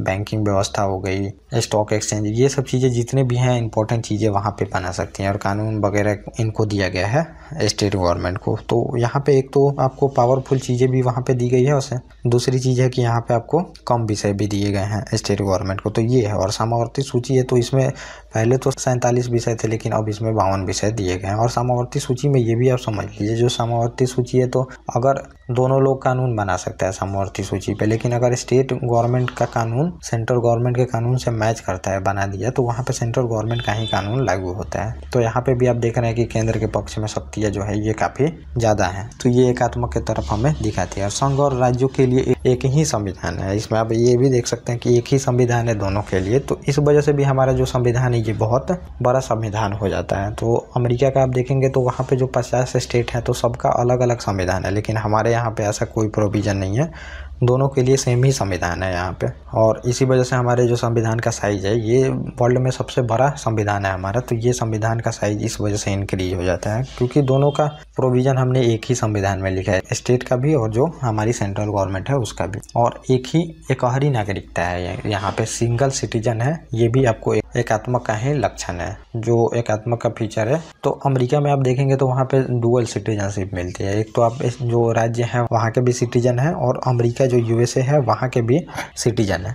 तो कैलिफोर्निया के भी आप सिटीजन हो सकते हैं और यूएस के भी, दोनों आप सिटीजन होंगे, लेकिन हमारे यहाँ पे नहीं है। और हमने जो ये सिस्टम अपनाया है सिंगल सिटीजनशिप, यहाँ पे बस जो हमारे देश के नागरिक हैं वो बस इंडियन सिटीजन है, कोई भी स्टेट का सिटीजन हमारे यहाँ पे नहीं लगता है। और ये हमने ब्रिटिश से लिया है सिंगल सिटीजनशिप। सिंगल सिटीजनशिप अच्छा भी होता है, क्योंकि यहाँ से एक देश की भावना आती है, वहाँ पे स्टेट मतलब अलग होने का नहीं सोच सकते। पब्लिक लोग जो होते हैं वो देश के प्रति फीलिंग रखती है, स्टेट के प्रति नहीं, ये होता है। और अगला है कि एकीकृत न्यायिक व्यवस्था है, इंटीग्रेटेड जो जुडिशियल सिस्टम है, तो जो हमारा सुप्रीम कोर्ट है उसी का सब ब्रांच आप देखेंगे कि हाई कोर्ट है जो कि स्टेट में काम करता है, फिर उसका ही ब्रांच आप देखेंगे कि जो डिस्ट्रिक्ट में काम करता है। तो हमारा जो न्यायपालिका है ये एकीकृत है, लेकिन वहाँ पे आप देखेंगे अमेरिका में जो न्यायपालिका होती है तो वो स्टेट का अलग न्यायपालिका है। तो जो जैसा कि आप देखेंगे कि सेंट्रल गवर्नमेंट पे सुप्रीम कोर्ट है, तो वहाँ पे जो स्टेट का कोर्ट है, सुप्रीम कोर्ट ही मानिए उसको, तो सुप्रीम कोर्ट है हमारे सेंट्रल गवर्नमेंट के, मतलब कि सबसे ऊपर का कोर्ट हमारा सुप्रीम कोर्ट है और उसके नीचे जो स्टेट में काम करते हैं वो हाई कोर्ट है। तो वहाँ भी हाई कोर्ट है समझिए, जो यूनाइटेड स्टेट हैं, तो जितने भी स्टेट हैं वहाँ पे 50, तो वहाँ पे भी कोर्ट है। और उनके कोर्ट में जैसे कि मृत्यु दंड किसी कोर्ट ने दे दिया वहाँ स्टेट के कोर्ट ने, तो फिर आप अपील नहीं कर सकते हैं वहाँ पे, वहाँ का जो सुप्रीम कोर्ट है, क्योंकि वो स्टेट का मैटर है। लेकिन हमारे यहाँ पे अगर हाई कोर्ट मान लीजिए आपको मृत्यु दंड दे देती है तो आप सुप्रीम कोर्ट में अपील कर सकते हैं, क्योंकि वो एकीकृत है। वहाँ पे एकीकृत नहीं है, जो फेडरल कोर्ट है वो अलग है और जो स्टेट का कोर्ट अलग है, तो वहाँ पे स्टेट का कोर्ट का अपील फेडरल कोर्ट में नहीं हो सकता है। तो हमारा एकीकृत न्यायिक व्यवस्था है, लेकिन वहाँ पे ये सिस्टम नहीं है। और आप ये देख सकते हैं कि एक संकट काल में हम एकात्मक रूप, मतलब कि यूनिटरी फॉर्म डूइंग इमरजेंसी, तो इमरजेंसी जो प्रोविजन है आप देखेंगे, इमरजेंसी प्रोविजन ये भी एकात्मक की तरफ इशारा करती है। जो आप देखेंगे कि नेशनल इमरजेंसी है, उसके बाद आप देखेंगे कि प्रेसिडेंट रूल है, जो कि कभी कभी स्टेट इमरजेंसी भी बोला जाता है उसमें। तो प्रेसिडेंट रूल और जो नेशनल इमरजेंसी है, तो ये भी समझिए कि एकात्मक तरफ ही हमें दिखा रहा है, क्योंकि मैंने आपको बताया था कि दोनों गवर्नमेंट अपने में पावरफुल होती है और कोई किसी में हस्तक्षेप नहीं कर सकता है। लेकिन जब भी आप देखेंगे तो नेशनल इमरजेंसी लगती है तो वहाँ पे सेंट्रल गवर्नमेंट के हाथों में पूरी तरह से पावर चली जाती है। चाहे आप देखेंगे प्रेसिडेंट रूल लगती है स्टेट में आर्टिकल 356 के तहत, तो वहाँ भी पूरी तरह से पावर आ जाती है सेंट्रल गवर्नमेंट के तरफ से। तो यहाँ पे तो पावर का हनन हुआ, तो ये भी हमारा एकात्मक के तरफ ही दिखाता है संविधान को। और अगला हम देख लेते हैं संसद और राज्यों का। संसद को राज्यों का पुनर्गठन की शक्ति है, तो power of the parliament to recognise the state. तो अब जो ये पावर आप दिए हैं आर्टिकल आप देखेंगे 3 के तहत चाहे 2 के तहत, तो इसमें जो 3 के तहत आप देखेंगे आर्टिकल जो 3 है, तो इसमें जो पार्लियामेंट है स्टेट का नाम बदल सकती है, बाउंड्री बदल सकती है, ख़त्म कर सकती है स्टेट को। तो यहाँ पे ये तो बिल्कुल समझिए अब स्टेट के पास ये दिखाता है यहाँ पे कि पावर ही नहीं है, क्योंकि कभी भी स्टेट का नाम भी कुछ भी चेंज कर दिया जा सकता है वहाँ पे। तो 2 लेवल की गवर्नमेंट कैसे हुई। लेकिन आप वहाँ पे जब अमेरिका में आप देखेंगे तो वहाँ पे आप स्टेट का नाम या फिर कुछ भी चेंज नहीं कर सकते हैं, स्टेट अलग एक एंटिटी है, वो वहाँ पे समझा जाता है। लेकिन यहाँ पे ये चीज़ें नहीं है, तो ये भी हमारे एकात्मक के तरफ ही लक्षण दिखा रहा है। और यहाँ पे अगला आप देखेंगे कि राज्यसभा में राज्यों का जो है असमान प्रतिनिधित्व दिया गया है। तो अब जो अमेरिका में आप देखेंगे तो वहाँ पे 50 स्टेट हैं और 100 जो वहाँ का काउंसिल ऑफ स्टेट है। तो अमेरिका में जो सीनेट है, तो ऊपरी सदन को सीनेट बोला जाता है, तो सीनेट में जो है ये पूरी तरह से 100 मेंबर होते हैं और 50 स्टेट से चुन के आते हैं 100 मेंबर, और हर एक स्टेट से 2-2 मेंबर आते हैं। लेकिन हमारे यहाँ पे ऐसा चीज़ें नहीं है। आप देखेंगे कि यूपी से ज़्यादा सदस्य आते हैं, 31 सदस्य देखेंगे कि यूपी से आते हैं, किसी किसी स्टेट में आप देखेंगे कि 1 सदस्य आते हैं। तो यहाँ पे आप समझिए कि ये भी फेडरल के तरफ हमारा झुकाव नहीं है, ये यूनिटरी के तरफ है। तो समान प्रतिनिधित्व होना चाहिए। लेकिन अब ये भी कहा जाता है, समझिए कि समान प्रतिनिधित्व कैसे कर सकते हैं। आपको लैंड का प्रतिनिधित्व थोड़ी करना है, जमीन का प्रतिनिधित्व कर रहे हैं कि इतना जमीन है तो उसको 1-2 सीट मिल जाएगी। हम अपने जनसंख्या का प्रतिनिधित्व करते हैं, तो यूपी में ज़्यादा जनसंख्या है तो हम ज़्यादा प्रतिनिधित्व भेजते हैं संसद में। ऐसा हमने सिस्टम बनाया और ये सिस्टम सही है, ये खराब सिस्टम नहीं है। जितना प्रतिनिधित्व, जितना पब्लिक होना चाहिए उतना जाना चाहिए। लेकिन वहाँ पे ऐसा नहीं है। किसी भी अमेरिका में आप देखेंगे स्टेट का जनसंख्या कम भी होगा तो उसको 2 प्रतिनिधित्व दिया गया है, वो स्टेट के नाम पे दिया गया है सीनेट में। और अगला जो हमारा है एकात्मक के तरफ झुकाव, तो ये देखिएगा कि राष्ट्रपति द्वारा राज्यपाल की नियुक्ति होती है। तो अब ये समझिए राज्यपाल जो होता है तो ये सेंटर को रिप्रेजेंट करता है स्टेट में। तो जैसा कि प्रेसिडेंट सेंटर लेवल पे होता है वैसा ही हमने बनाया है स्टेट लेवल पे राज्यपाल को। और राज्यपाल ऐसा नहीं है, वो पहले से ही चलता आ रहा है। राज्यपाल से शासन ब्रिटिश भी चलाते थे और फिर हमने उसको कंटिन्यू रखा। और पहले जो सामंत होते थे और तो फ्यूडल जो सामंत होते थे वो आप देख सकते हैं वो राज्यपाल जैसा ही काम करते थे। चाहे आप देखेंगे दिल्ली सल्तनत में इक्तेदार होते थे वो भी राज्यपाल जैसा ही काम करते थे। चाहे आप देखेंगे मुगलों ने मनसबदारी व्यवस्था बनाई थी तो ये राज्यपाल जैसे ही होते थे, ये लोग काम करते थे अपने अपने क्षेत्र में। तो ये फिर सेंटर का प्रतिनिधित्व करते हैं। और जो भी लॉ अगर मान लीजिए स्टेट असेंबली बनाती है, जो विधानसभा होती है, कोई भी लॉ बनाती है तो फिर उसको ये कंजर्व कर लेते हैं सेंट्रल गवर्नमेंट के लिए। और फिर सेंट्रल गवर्नमेंट चाहे तो वहाँ पे अनुमति दे या ना दे, तो ये भी तो फिर शक्तियों का हनन नहीं हो रहा है। स्टेट को कहाँ पावर है यहाँ पे, आप ये देख रहे हैं। बिना राज्यपाल के अनुमति के कोई भी लॉ नहीं बन सकता। और फिर वो वहाँ पे बहुत सारी चीज़ों को वहाँ पे कंजर्व कर लेता है प्रेसिडेंट के लिए। चाहे राज्यपाल के तहत देखेंगे कि बहुत सारे स्टेट गवर्नमेंट को परेशान भी किया जाता है, जो कि फेडरल सिस्टम में ये सब चीज़ें नहीं होती हैं। तो यहाँ पे ये भी आप देख सकते हैं। और अगला जो है हमारा जो संविधान संशोधन प्रक्रिया है, ये संघ की सर्वोच्चता है। तो संविधान जो संशोधन है इसमें तो मोस्ट मेनली आप देखेंगे पावरफुल बॉडी कौन है, तो इसमें संघ ही है। सेंट्रल गवर्नमेंट ही कॉन्स्टिट्यूशन का अमेंडमेंट करती है। स्टेट गवर्नमेंट का ना तो अपना संविधान है, ना संविधान संशोधन में कोई उतना पावरफुल है। राज्यसभा में सदस्य जाते हैं लेकिन उतना पावरफुल नहीं है जितना कि यूनियन गवर्नमेंट है कॉन्स्टिट्यूशनल अमेंडमेंट करने में। वहाँ पे ये लोग अपना मेजोरिटी बना ही लेते हैं। राज्यसभा में राष्ट्रपति ही 12 सदस्यों को नियुक्त करता है, तो वहाँ भी मेजोरिटी आ जाती है। और जो सेंट्रल गवर्नमेंट की पार्टी होती है तो उनका स्टेट में भी सरकार होती है, और स्टेट में भी धीरे धीरे मेजोरिटी बना के स्टेट से भी मेजोरिटी बन जाता है, क्योंकि स्टेट ही तो राज्यसभा में भेजते हैं अपने प्रतिनिधित्व को। तो वहाँ पे जो होता है ये पूरी तरह से झुकाव यूनियन गवर्नमेंट के तहत चला जाता है संशोधन प्रक्रिया में। तो यहाँ पे भी स्टेट की पावर कम है, ये आप देख सकते हैं। और फिर राज्यों की दुर्बलता है, वित्तीय स्थिति भी इनकी कमजोर है, तो फाइनेंशियल पावर भी कम है राज्यों की। आप देखेंगे एक तो CAG है जो कि अकाउंटिंग करता है राज्य का भी और सेंट्रल गवर्नमेंट का भी, तो यहाँ पे भी पावर का हनन होता है। और जो मोस्टली आप देखेंगे पैसा तो देखेंगे जितने भी मेनली टैक्स हैं जो कि ज़्यादा पैसा आता है तो वो सेंट्रल गवर्नमेंट के पास है। स्टेट गवर्नमेंट के पास फंड ही कहाँ है, फंड ज़्यादा है ही नहीं। वो वित्त आयोग जो फाइनेंस कमीशन है तो वो 5 साल पे फंडों का फिर विभाजन किया जाता है, वहाँ पे पैसा दिया जाता है। तो 2 तरह से पैसा जाता है। आप देखेंगे एक तो नीति आयोग के तहत पैसा जाता है स्टेट को, और दूसरा फिर देखेंगे कि वित्त आयोग जो फाइनेंस कमीशन है वो तो कॉन्स्टिट्यूशनल बॉडी है, तो वो सही से सजेस्ट करके वहाँ पे पैसा बंटवारा किया जाता है। लेकिन जो नीति आयोग के तहत पैसा जाता है तो वहाँ पे आप देखेंगे कि स्टेट को ज़्यादा पावर है नहीं। जो सेंट्रल गवर्नमेंट चाहे तो पैसा दे या नहीं दे, और वहाँ पे जिस पार्टी की गवर्नमेंट होती है स्टेट में वहाँ पे उसको ज़्यादा पैसा दिया जाता है, और जिस पार्टी की गवर्नमेंट स्टेट में नहीं है उसको जो सेंटर में बैठी है वो कम पैसा देती है। तो ये सब चीज़ें चलता है। तो फाइनेंशियल भी इन लोगों की ज़्यादा इंडिपेंडेंस है नहीं स्टेट की। तो ये भी हमारा एकात्मक की तरफ दिखाता है हमारे संविधान को। और आप ये भी देखेंगे जो AIAS अधिकारी होते हैं, ऑल इंडिया सर्विस के अधिकारी, IAS IPS IFS, तो ये लोग देखेंगे कि आप सेंट्रल गवर्नमेंट द्वारा नियुक्त किए जाते हैं और काम ये करते हैं स्टेट में। तो यहाँ पे भी फिर माना जाता है कि स्टेट गवर्नमेंट का जो पावर है इसमें दखल दिया जाता है सेंट्रल द्वारा। तो ऑल इंडिया जो सर्विस के लोग AIS अधिकारी ये लोग हैं, तो ये समझिए डिस्ट्रिक्ट में काम करते हैं और बिना इनके मर्जी के डिस्ट्रिक्ट में कोई भी चीज़ें नहीं हो सकती हैं। तो फिर यहाँ पे भी स्टेट के पावर को कम किया जाता है। तो ये भी एकात्मक की तरफ ही झुका हुआ है। और दूसरा आप देखेंगे कि जो इलेक्शन कमीशन है, तो इलेक्शन कमीशन है तो आप देखेंगे इलेक्शन कमीशन नियुक्त किया जाता है प्रेसिडेंट द्वारा, और प्रेसिडेंट किसके कहने पे काम करते हैं, वो PM और जो कैबिनेट होता है उसके कहने पे काम करते हैं। और जो इलेक्शन कमीशन है तो उसका 2 काम है। आप देखेंगे कि एक तो राज्य का भी इलेक्शन कराता है और दूसरा वो सेंट्रल गवर्नमेंट का भी, प्रेसिडेंट का भी इलेक्शन कराता है और लोकसभा का भी इलेक्शन कराता है। तो यहाँ पे भी माना जाता है कि प्रभावित किया जाता है राज्य के पावर को, क्योंकि इलेक्शन कमीशन वहाँ पे राज्य के शक्तियों में दखल दे रहा है। अलग से इलेक्शन कमीशन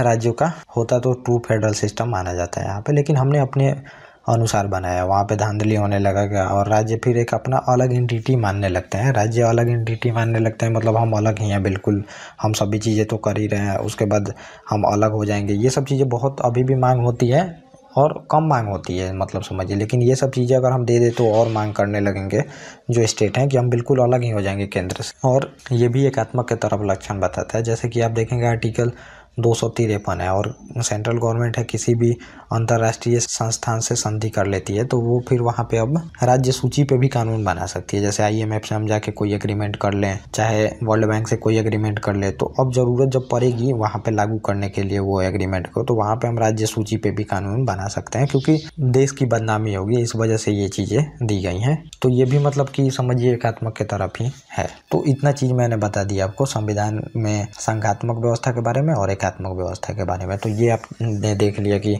संघीय व्यवस्था में संघात्मक की तरफ हमारा क्या क्या झुकाव है। संविधान की सर्वोच्चता है, लिखित संविधान है, कठोर एवं लचीला संविधान है, हमारा शक्तियों का विभाजन है, न्यायपालिका की सर्वोच्चता है, द्विसदनीय व्यवस्थापिका है। ये चीज़ें संघीय व्यवस्था की तरफ प्रोविजन है जो दिखाती हैं। और एकात्मक की तरफ आप देखेंगे केंद्र के पक्ष में ज़्यादा शक्तियों का वितरण है, संघ एवं राज्यों के बीच में राज्यों के लिए एक ही संविधान है, एक ही नागरिकता है, एकीकृत न्यायपालिका है, और जो इमरजेंसी प्रोविजन है जिससे हम एकात्मक हो जाते हैं। उसके संसद को राज्य का अस्तित्व खत्म करने तक का अधिकार है। राज्यसभा में असमान प्रतिनिधित्व दिया गया है।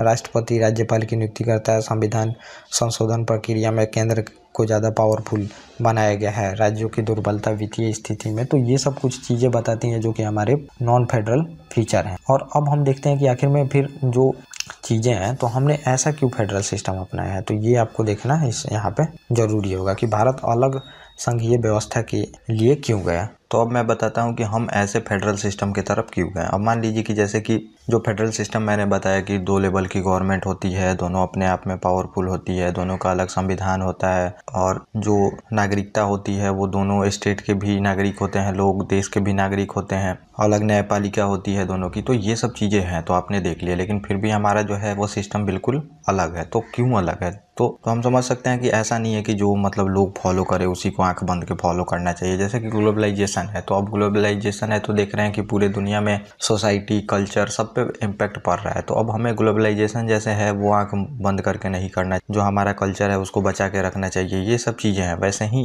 जो चीज़ों की जितनी ज़रूरत होती है वही हमें लेनी चाहिए। कॉपी कर रहे हैं तो ऐसा नहीं है कि पूरी तरह से कॉपी करना चाहिए, वही हमने किया है। अब मान लीजिए जैसे कि कोई पेशेंट है तो उसको, जैसे कि मान लीजिए कि कोई पेशेंट नहीं है तो फिर उसको नॉर्मल लाइफ जीना पड़ता है। लेकिन आप देखेंगे कि कोई पेशेंट है, जैसे कि मान लीजिए किसी को डायबिटीज़ है, तो वो देखेंगे कि चीनी हमेशा कम लेता है, हर एक चीज़ों में खाना खाएगा तो चीनी कम लेगा, मतलब जो भी चीज़ें वो लेगा फूड उसमें चीनी कम होगी। वही चीज़ें आप समझ सकते हैं। तो अब हमारा जो था वो सिस्टम नॉर्मल नहीं, इसी वजह से हमने थोड़ा मॉडिफाई करके ये फेडरल सिस्टम अपने यहाँ लागू किया है। वही हमें देखना है इसमें कि हमने आखिर में क्यों इस तरह का फेडरल सिस्टम अपने यहाँ पे लागू किया है, जहाँ की ज़्यादातर चीज़ें एकात्मक के तरफ हमारा झुकाव है। वो मैंने आपको ऊपर बता ही दिया। तो भारतीय समाज की प्रवृत्ति जो है वो सर्वाधिक, वो सबसे ज़्यादा विविधता वाली है। इसी वजह से हमें इस तरह का फेडरल सिस्टम अपनाना पड़ा। अब विविधता है तो अगर विविधता का आप सम्मान नहीं करते हैं तो फिर वो देश टूटने का खतरा होता है। जैसा कि आप शुरू से ही देखते आ रहे हैं कि सेंट्रलाइज होता है फिर डिसेंट्रलाइज हो जाता है, मतलब कि पूरे तरह से छोटे छोटे किंगडमों में बट जाता है ये देश।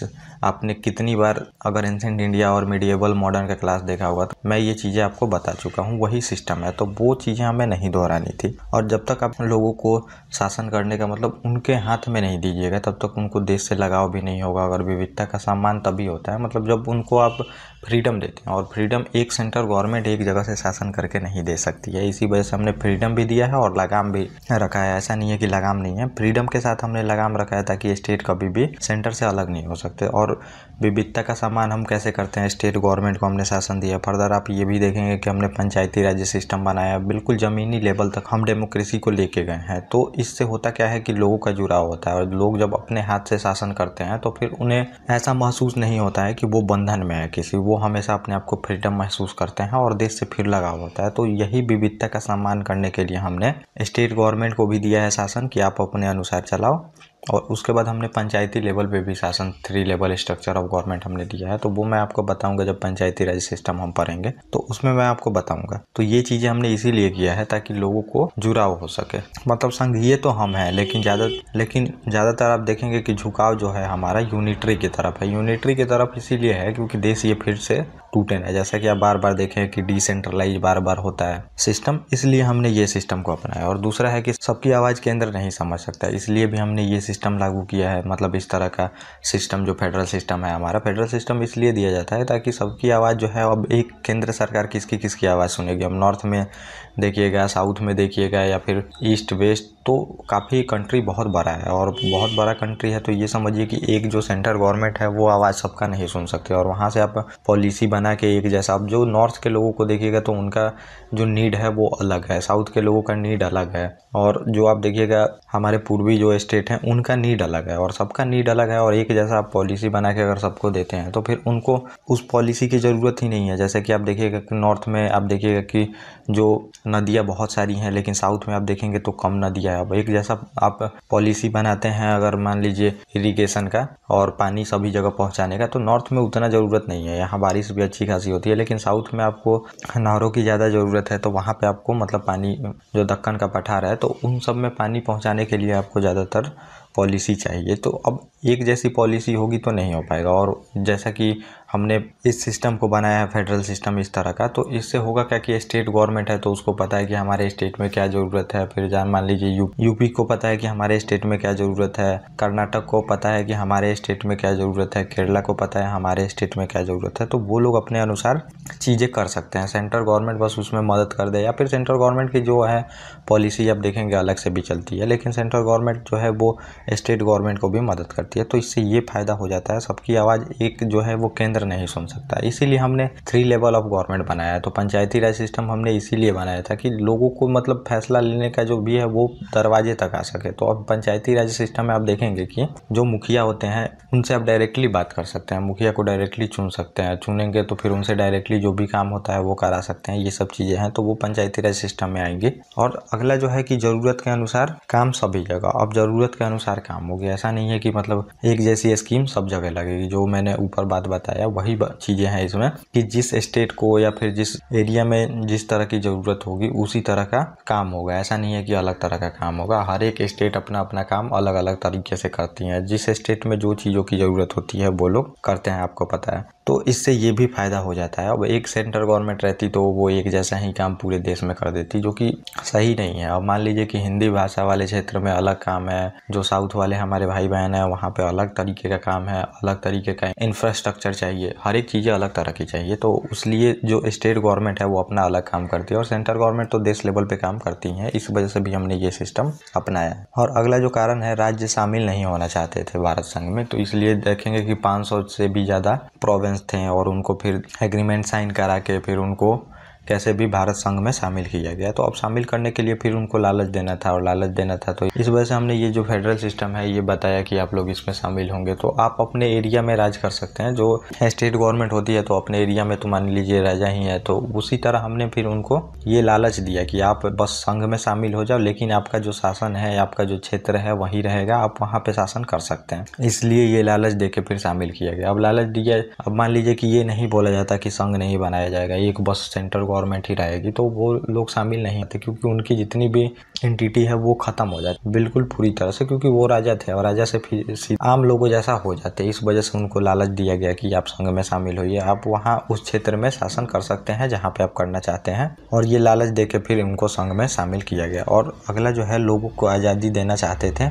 ब्रिटिश नहीं दिए थे। अब ब्रिटिश जो थे तो वो आज़ादी, पता है कि आपको आज़ादी तो समझिए कि बहुत पहले से ही नहीं मिली है लोगों को। पहले तो डेमोक्रेसी ये सब चीज़ें थी ही नहीं, राजा जो चाहता था वो होता था। कभी भी किसी को उठा लो, किसी को मरवा दो, किसी को कोई सज़ा दे दो, कोई चोरी किया है तो उसका हाथ कटवा दो, पैर कटवा दो, पत्थर मरवा दो, इस तरह का सज़ा दिया जाता था। और फिर आप वो समझिए कि सज़ा भी एक तरह से नहीं दिया जाता था। दो लोगों ने चोरी की है तो दोनों को चोरी में अलग अलग सज़ा दी जाएगी। अगर वो नीचे कास्ट का है तो उसको ज़्यादा सज़ा दी जाएगी, उछले कास्ट का है तो उसको कम सज़ा दी जाएगी या फिर सज़ा दी ही नहीं जाएगी। तो बहुत मतलब कम ही आज़ादी थी। और जब ब्रिटिश आते हैं तब तो समझिए कि आज़ादी बिल्कुल छीन जाती है। आप ना पेपर निकाल सकते हैं, ना बोल सकते हैं कुछ भी। काले पानी की सज़ा अंडमान निकोबार में भेज दिया जाता था। तरह तरह के मतलब लोगों को प्रताड़ना का सामना करना पड़ता था। भूखे 30-30 लाख लोग देखेंगे भूख से मर जाते थे, खाना नहीं मिलता था। एक महीना तक ऐसे तरफ तरफ के एक जगह पे आप सोए हैं, खाना नहीं मिल रहा, आपको चील कौवे खा रहे हैं, लेकिन आप जिंदा हैं, उस तरह से मृत्यु होती थी। तो बहुत मतलब कम आज़ादी थी और बहुत बुरी हालत थी।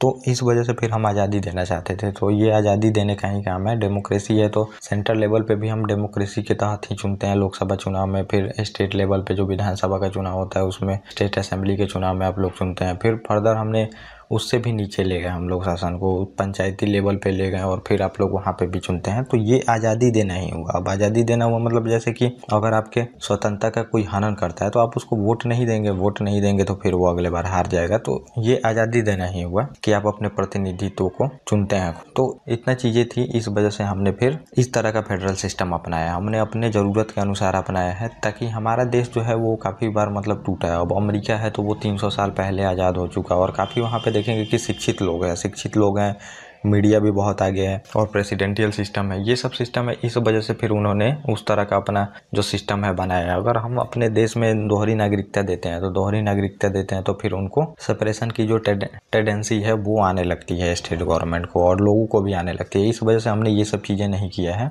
और ये भी समझ लीजिए जो कि फेडरल है वो कहीं भी कॉन्स्टिट्यूशन में लिखा नहीं गया, हमने को फेडरल लिखा नहीं है। बस सुप्रीम कोर्ट लेकिन बोल चुका है कि जो हमारा फेडरल सिस्टम है ये हमारे संविधान में है और ये बिल्कुल बेसिक स्ट्रक्चर है। तो अब हम दोनों का फायदा उठा लेते हैं। फेडरल भी नहीं लिखा है और समझिए कि और ज़्यादातर जो प्रोविजन है वो एकात्मक की तरह है, तो ये आपको फ़ायदा हो जाता है। तो इतने वजह से हमने फिर ये फेडरल सिस्टम अपनाया है इस तरह का। तो ये आपने समझ लिया, ये फेडरल यूनिटरी हमने देख लिया। ये काफ़ी चीज़ें हैं कॉन्सेप्चुअल जो कि शुरू में आप लोगों को समझ लेनी चाहिए, ये मैंने आपको बता दिया। और अब जो है हम देखेंगे अपने नेक्स्ट टॉपिक को, और ये जो टॉपिक होगा अब ये भी बहुत ही इंपॉर्टेंट है। और जो भी ये टॉपिक चल रही है तो ये प्रीलिम्स में काफ़ी क्वेश्चन आते हैं इससे और मेन्स में भी क्वेश्चन आते हैं, तो ये सब चीज़ें आप लोगों को पता होनी चाहिए। तो अब जो हम देखेंगे तो इसमें हम देखेंगे जो भारत का संवैधानिक विकास होता है, इसको अच्छे से फिर देखेंगे भारत का संवैधानिक विकास। और ये काफ़ी कॉन्सेप्चुअल मैं बताऊंगा और कैसे कैसे बाई कैमरल होता है, मतलब कि द्विसदनीय होता है, कब एक सदनीय होता है, जीजी काउंसिल जो रहती है गवर्नर जनरल की काउंसिल, वो सभी मैं बहुत अच्छे से बताऊंगा। यहाँ पे बहुत लोगों को कन्फ्यूजन रहता है, वो मैं बिल्कुल पूरी तरह से दूर कर दूंगा। कब ये राज्यसभा, कब ये लोकसभा आती है, कब संसद का निर्माण होता है, कब न्यायपालिका पावर में आती है, कब ये जो सिविल सर्विस है वो आती है, कैसे ब्रिटिश गवर्नमेंट जो ईस्ट इंडिया कंपनी रहती है उससे पावर लेती है, ये सब चीज़ें टोटल कॉन्सेप्चुअल मैं बताऊंगा। तो आप लोग कृपया इसको इस सीक्वेंस को फॉलो करें और फॉलो करके देखते रहें। बाकी मैं बोल रहा हूँ ये पूरी तरह से कंप्लीट करा दूंगा। और चैनल के कम्युनिटी सेक्शन जो है उसमें जाके आप लोग देख सकते हैं, उसमें बहुत सारा क्वेश्चन डला होता है प्रीलिम्स का, और उसको आप लोग प्रैक्टिस करें, उसका आंसर जो है वो देने की कोशिश करें। गलत हो रहा है या सही हो रहा है उसकी चिंता ना करें, वो मैं आपको बाद में आंसर बता दूंगा। तो आप लोग उस आंसर को दें, उससे काफ़ी फ़ायदा होगा। जब आप पढ़ कितना भी ले, जब तक प्रैक्टिस नहीं होगा आपसे कुछ नहीं होगा। तो ये बातें आप लोगों को समझनी पड़ेंगी। तो इस वजह से आपको वो कम्युनिटी में जाके आप लोगों को आंसर देनी चाहिए, जो कि बहुत ही आप लोगों के लिए इम्पोर्टेंट है और बहुत मदद करेगी आपकी।